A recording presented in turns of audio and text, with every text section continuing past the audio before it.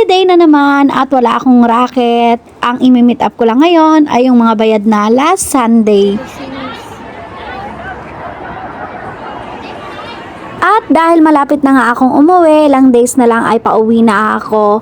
Kaya naman, pinapaubos ko na yung mga tinda ko at binabagsak presyo ko na. Nandito na rin si Desai at si Weng na akala nga ni Desai ay may lakad kami. At ayan, nakaburaot nga ako ng dress ni Weng. Ayan, thank you Weng sa pa-dress.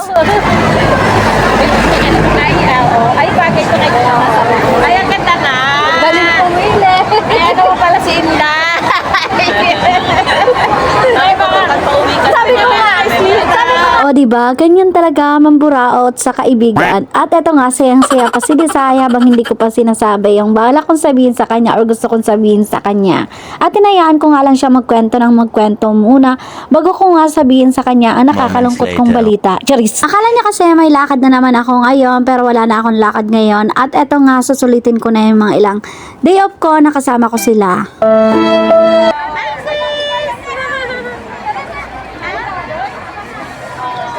ako Desai. May flight na ako. Sinigyan ka na ng kasi? Sinigyan ka na? Kumaya ka. Kailan? Ay? Hindi na mag-reading mo? Ay, reaction to. Reaction to. Wait, sabi na ba? At yan nga ang pagmumukha ni Desai nang sinabi ko sa kanya na may plane ticket na ako pauwi ng Pinas. Si Desai kasi ay kasabay ko sa pag-a-apply nung nasa Pinas pa kami. Tapos kasabay ko rin siya nag-OWA, PIDOS, tapos nag-TESDA. At kasabay ko rin siya nag-flight. Hindi nga lang kami magkatabi sa eroplano. Paano yan? Flight lagi yung kasama ko. Uy, tapos ano? Kaya mo sabi ko, ano lang pag pupunta si mama ng store.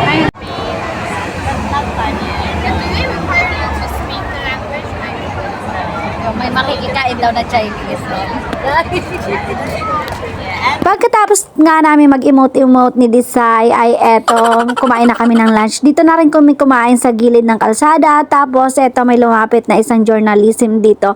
Student journalist dito sa amin at in-interview nga si Weng. Habang in-interview siya ay kami naman ay panay kain. Ito ang mga person pag low budget. Dito lang kami sa tabi-tabi at eto nagbabaon na lang kami ng mga pagkain namin. At ayan nga, hindi pa tapos si Weng.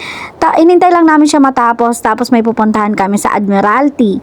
Magkikita nga kami ni Sis Maricel sa Admiralty ay yung isa naming kabat sa pag-a-apply.